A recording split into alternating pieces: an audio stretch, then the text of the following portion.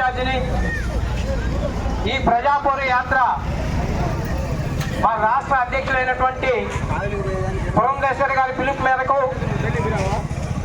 మా జిల్లా అధ్యక్షులైనటువంటి వంశీధర్ రెడ్డి గారి పిలుపు మేరకు స్టార్ట్ చేసి ఉదయగిరి నియోజకవర్గం మొత్తం చేస్తూ ఈరోజు వింజమూరు మండలం వింజమూరులో జరుగుతూ ఉంది.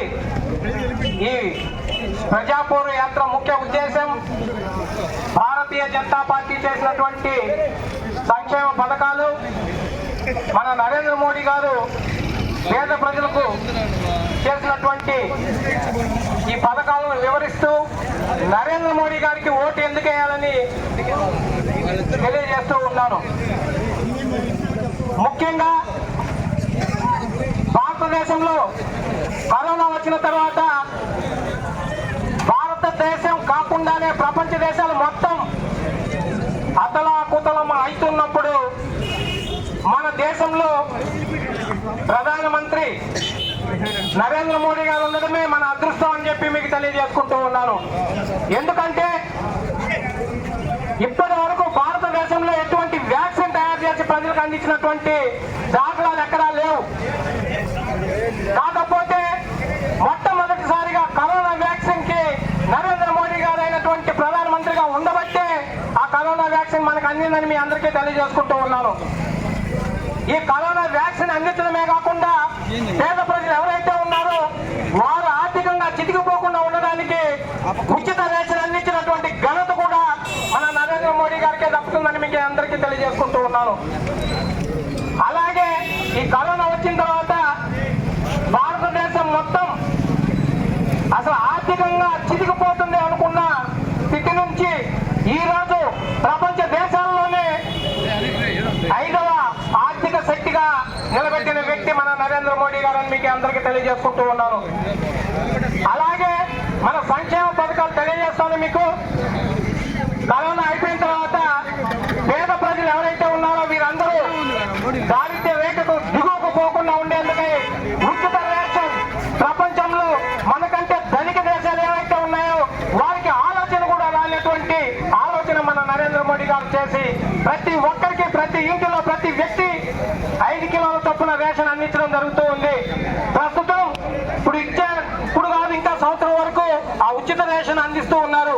కాకపోతే మన లోకల్లో ఉండేటువంటి వైసీపీ ప్రభుత్వం జగన్మోహన్ రెడ్డి గారు ఎవరైతే ఉన్నారో వారు లోకల్లో వచ్చే ఈ రేషన్ ₹1 రేషన్ కూడా అందించకుండా దాన్ని పక్కదో పెట్టినటువంటి మొట్టమొదటి సీఎం ఎవరైనా ఉన్నారంటే మన జగన్మోహన్ రెడ్డి గారిని మీకు తెలియజేసుకుంటూ ఉన్నాను.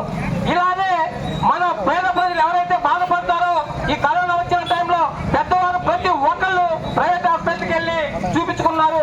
ఈ దిగువకి ఎవరైతే ఉన్నారో పేద ప్రజలు వారు ఎవరు ప్రైవేట్ హాస్పిటల్ కోలేని స్థితిలో చూసినటువంటి మన నరేంద్ర మోడీ గారు ఎవరైతే ఉన్నారో వారు మన కోసం ఆయుష్మాన్ భారత్ కార్డు అని ఒక కార్డును రిలీజ్ చేయడం జరిగింది. ఆ కార్డు యొక్క ముఖ్య ఉద్దేశం పేద ప్రజలు ఎవరైతే ఉన్నారో వారు ఎక్కడికి వెళ్ళినా భారతదేశంలో ఇటు హైదరాబాద్ కాదు, ఇటు పూణే కాదు, ఇటు బెంగళూరు కాదు, చెన్నై వెళ్ళినా కూడా ఏ ప్రైవేట్ హాస్పిటల్ అయినా చూపించుకునే విధంగా ఆయుష్మాన్ భారత్ కార్డు మనకు అందించడం జరిగింది. ఇంకొక సిగ్గుగా పడాల్సిన విషయం ఏంటంటే దీని మీద కూడా మన వైఎస్ జగన్మోహన్ రెడ్డి గారు ఆయన బొమ్మేసుకుని ఇవ్వడం అనేది సిగ్గు చేయడం మీ అందరికీ తెలియజేసుకుంటూ ఉన్నాను. అలాగే భారతదేశంలో చాలా సంక్షేమ పథకాలు ఇచ్చారు మన కోసం. స్వచ్ఛ భారత్ కింద మన నరేంద్ర మోడీ గారు లెట్రిన్ కట్టించడం జరిగింది. అలాగే మహిళామూర్తులు ఎవరైతే ఉన్నారో వీరి కోసం మొట్టమొదటిసారిగా ఇది కూడా ప్రపంచంలో ఎవరికి ఆలోచన రాలేదు.